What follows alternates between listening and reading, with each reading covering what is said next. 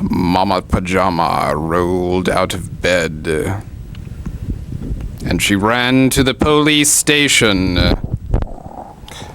Papa found out and began to shout, and they began an investigation. It was against the law. What the mama saw. It was against the law. What the mama saw. Papa looked down and spat on the ground every time my name gets mentioned. Papa said, "Oi, if I get that boy, I'm going to slap him in the house of detention." Well, I'm on my way. I don't know where I'm going. I'm on my way. I'm taking my time, but I don't know where. Goodbye, Rosie, the Queen of Corona. I'll see you, me, and Julio down by the schoolyard. In a couple of days, they're going to take me away. But the press let the story leak. And when the radical preacher came to get me released, we was all on the cover of Newsweek.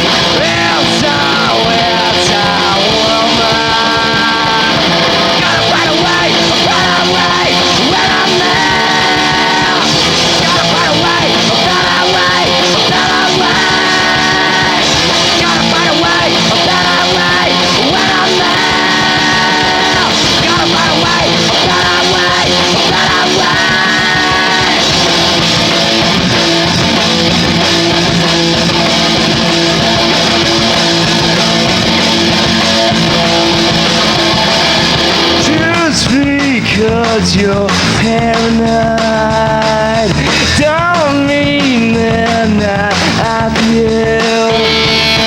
Gotta find a way, when I'm there. Gotta find a way, Gotta find a way, when I'm there. Gotta find a way,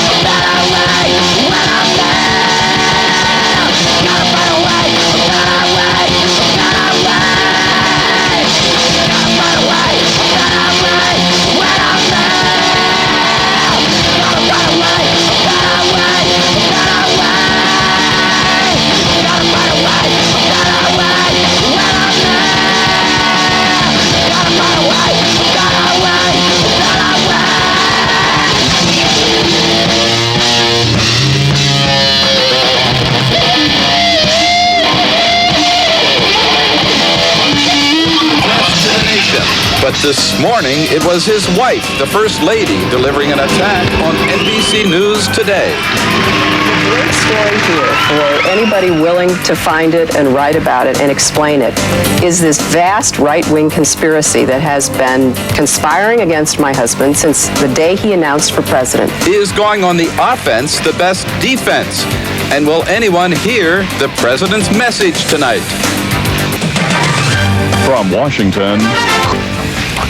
Good evening. Welcome to Crossfire as First Lady Hillary Clinton jumps into the fray. Appearing on this morning's Today Show, Mrs. Clinton not only stood by her man, she blamed the latest charges against President Clinton on a right-wing political conspiracy, leading all the way from the Reverend Jerry Falwell to independent counsel Kenneth Starr. The First Lady's comments drew an immediate response from Starr. "That is nonsense," he sniffed. It also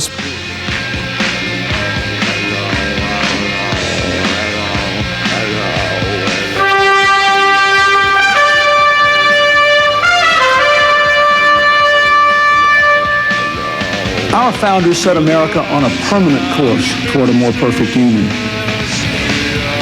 To all of you, I say it is a journey we can only make together, living as one community. First, we have to continue to reform our government, the instrument of our national community. Everyone knows elections have become too expensive, fueling a fundraising arms race. This year, by March the 6th, at long last, the Senate will actually vote on bipartisan campaign finance reform proposed by Senators McCain and Feingold. Let's be clear. A vote against McCain-Feingold is a vote for soft money and for the status quo. I ask you to strengthen our democracy and pass campaign finance reform this year.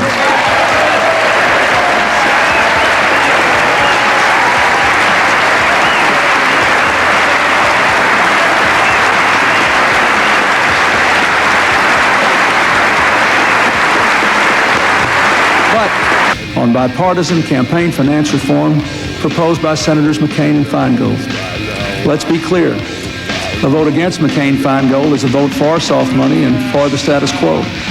I ask you to strengthen our democracy and pass campaign finance reform this year.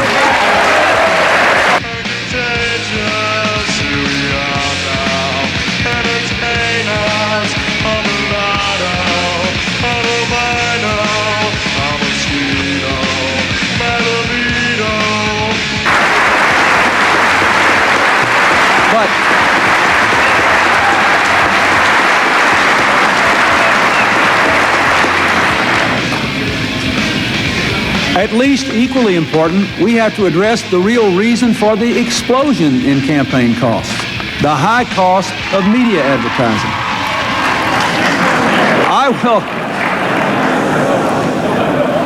To the folks watching at home, those were the groans of pain in the audience. Every 1,000 years.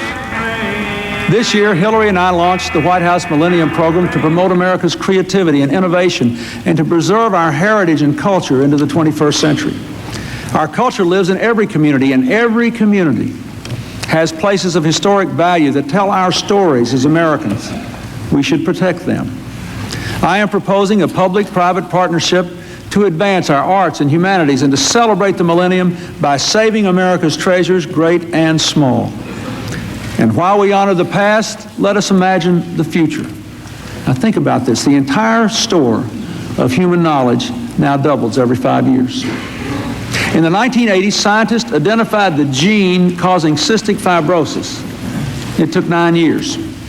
Last year, scientists located the gene that causes Parkinson's disease in only 9 days. Within a decade, gene chips will offer a roadmap for prevention of illnesses throughout a lifetime. Soon we'll be able to carry all the phone calls on Mother's Day on a single strand of fiber the width of a human hair. A child born in 1998 may well live to see the 22nd century. Scientific progress is, we must continue to see that science serves humanity, not the other way around. We must prevent the misuse of genetic tests to discriminate against any American. And we must ratify the ethical consensus of the scientific and religious communities and ban the cloning of human beings.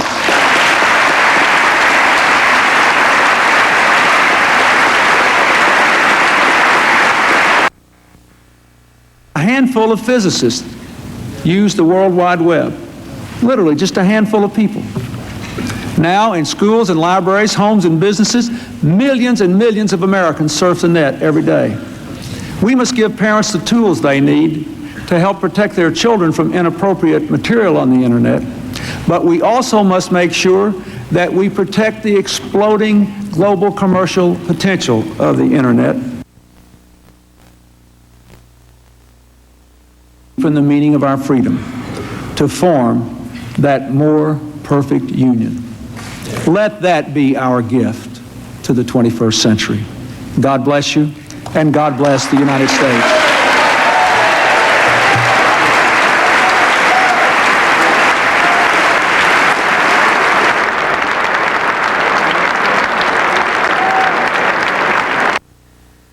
impact. I did not have sexual relations with that woman. President Clinton faces the greatest crisis of his presidency. The latest on the political firestorm on the next Impact, Sunday, 10 Eastern on... Everyone in this chamber, Republicans and Democrats, when I say to Saddam Hussein, you cannot defy the will of the world. She addressed his problems. I just think that a lot of this is deliberately designed to sensationalize charges against my husband because everything else they've tried has failed. Tonight, the first family in full battle regalia.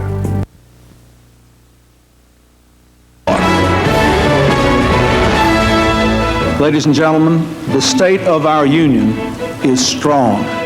A long list of achievements, a short list of suggestions in an energetic speech from the president tonight.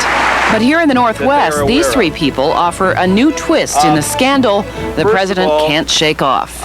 Monica, on numerous occasions, spoke of sexual activities, always oral sex, with some high-ranking person in the White House. Always oral sex with some high-ranking person in the White House. But Lewinsky never named that high-ranking official, and the Bleilers say a remark she made even before leaving for D.C. makes them wonder if she made the whole story up. Her comment when she left to go on her internship to Kathy was, "I'm going to the White House to get my presidential knee pads." We have late word in from the Associated Press just coming to us now that President Clinton's attorney in the Paula Jones case says that he will turn over the deposition that the president gave about a week or so ago. In it, sources who are familiar with the testimony say he denies having an affair with intern Monica Lewinsky. For the latest on the investigation, let's switch now to Washington. Earlier today, more rapid-fire events in the Clinton intern controversy, including another video showing the president giving Lewinsky a warm hug at an outdoor appearance. This video is from May of 1996.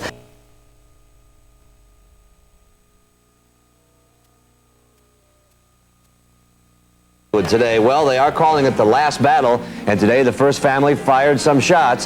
Hillary Rodham Clinton went on the Today Show and characterized the White House sex scandal as a right-wing plot to bring this administration down. The First Lady was calm, collected, and definitely was wearing her battle gear. Well, I certainly am going to defend my husband. At 7 o'clock this morning, the world watched as Hillary Clinton gave her first interview since the president's sexual allegation charges came out. The First Lady went on the Today Show and once again proved she is standing by her man. When I'm here today, I'm not only here because I love and believe my husband. I'm also here because I love and believe in my country. And I promised that I would say goodnight and I love you to my daughter Frances. And I think that great personal style is being true to yourself and speaking your mind, which, since I'm up here, I'm going to do. My little moment. I feel that keeping gay people in the closet with our attitudes and our actions is cruel, and it's tacky, and most of all, it's boring. And I think that we really need to respect each other and ourselves and respect who we are and what we are and not be afraid to be what we are, whether we're gay or straight or insane. And what we are and not be afraid to be what we are, whether we're gay or straight or insane.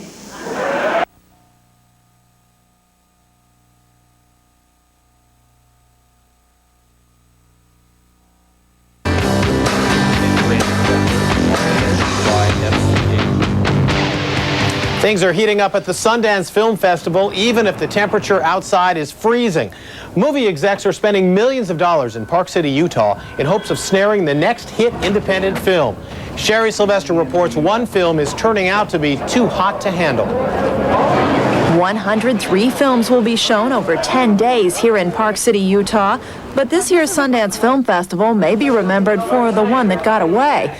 Kurt and Courtney, a documentary about rocker Courtney Love and her late husband Kurt Cobain, was pulled after Love threatened to sue its maker. You do get a portrait of someone who's extremely controlling, and if they don't get what they want, will go to any lengths to prevent something from coming out, which is exactly what she's done with this film. At the Park City Elks Lodge, Kurt and Courtney was screened by Slam Dunk, a self-proclaimed alternative festival to Sundance. The film is going to air on the BBC in about 9 months' time, a year's time, and it will come out theatrically in this country, and, you know, we'll do what most films do, which is they're seen by people.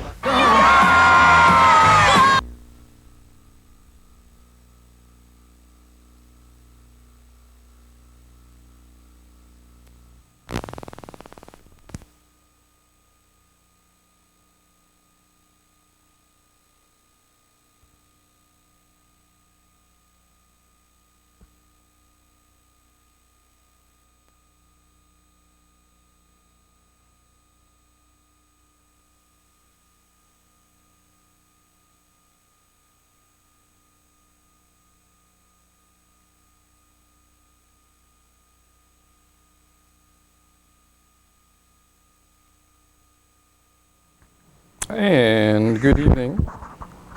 Good evening. Good evening and welcome to the program.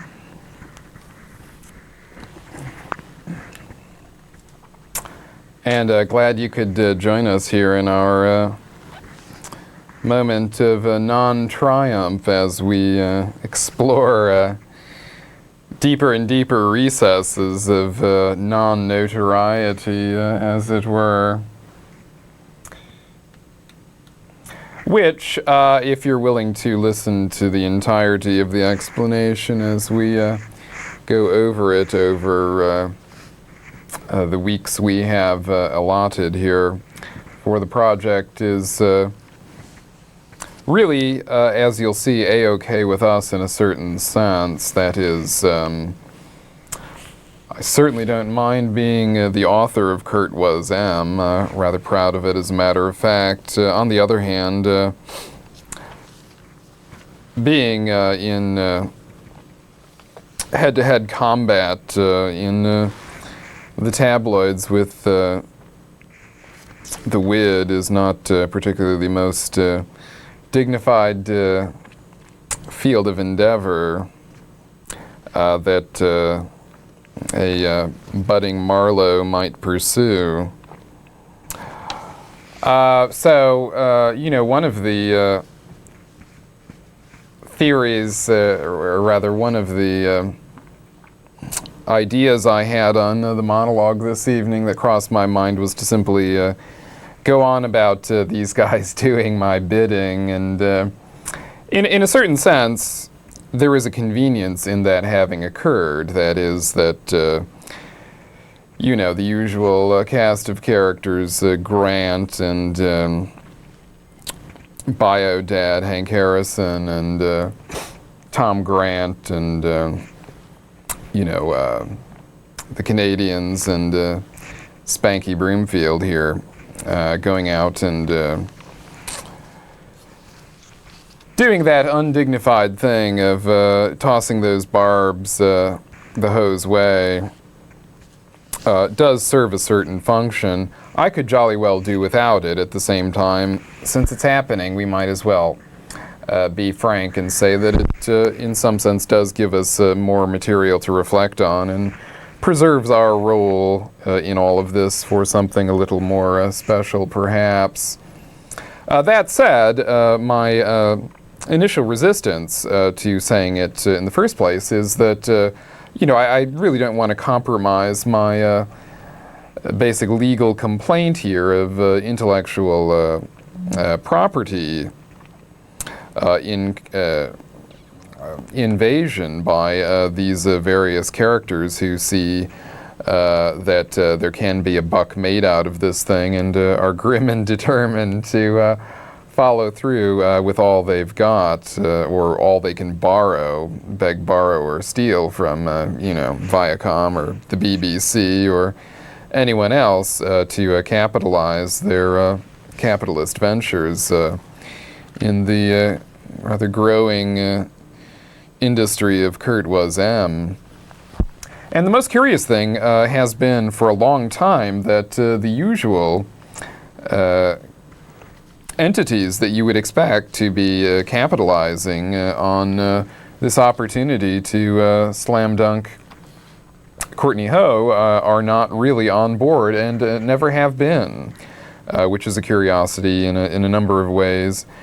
For instance, here we've got an extremely high-selling copy of the Inquirer, I'm sure, this week. The Star did not have artwork of this quality and basically conceded the week to the Inquirer, which probably paid 7 figures for the photo. Their photos are even better than the ones in Time magazine, or at least the cover shot is. The photo does tell the story, yes. And curiously, though, not particularly curiously to me, but to you, is the total exclusion of coverage, which has been everywhere from the wire services to the New York Times and elsewhere on the Courtney Love film brouhaha. In fact, Courtney gets only barely a dozen words here in the Mike Walker column. Although it is interesting enough, Courtney Love is erasing late hubby Kurt Cobain from her life. She's having the K tattoo removed from her torso. And that's an interesting capsulization of the situation at hand. But still, I'm sure that you will find it curious that nothing in the way of exploitation of this news story, which is tabloid in the extreme, has occurred. And went even deeper into the research than usual this week. Here we've got the Mirror, one of the more sensational of the British tabloids, coming up with an appellation that the American media has yet to cast Clinton's way, although I've heard it on one occasion in a tab TV show, Fornegate. And just to demonstrate the nature of the British tabloids, here we've got on page 3, I kid you not, a full-color spread. I don't know whether you can quite make it out there on camera 1, so let's switcheroo to camera 2 here for just a moment. Yes, it's Nipples of the Stars. It's, a 7-photo essay on nipples peeking out of evening gowns by people like our favorite TV gal, Gillian Anderson of The X-Files, featured in the center there, and Madonna and Naomi Campbell and Kate, the Obsession Girl, and several others. Here we've got Michael Hutchence died in a kinky bondage game, so they're poo-pooing the suicide explanation of singer Michael Hutchence's death. And it's not all Brits and Aussies either. Here you've got Plummet Hollywood, which is a story on the decline of the Planet Hollywood franchises. And of course, further explication of the week's events will have to wait until next week as we are winding down. But if you thought that it was strange that Newsweek would give us, that is, Kurt Wazem, an entire page, check it out, buy one for your souvenir files. The even more bizarre item is this here in the Sunday Times, the world's stodgiest newspaper. The Times of London has given Courtney Love her greatest photo spread ever. It's truly an impressive work of fashion art with merely a few words referring to Broomfield's film, and of course, as you might expect, absolutely no reference to the Kurt Wazem television project, which has made it into The Observer, I understand, months ago. So we'll obviously update you again next week. Thanks for tuning in, and we appreciate your attention to our obviously fascinating story here.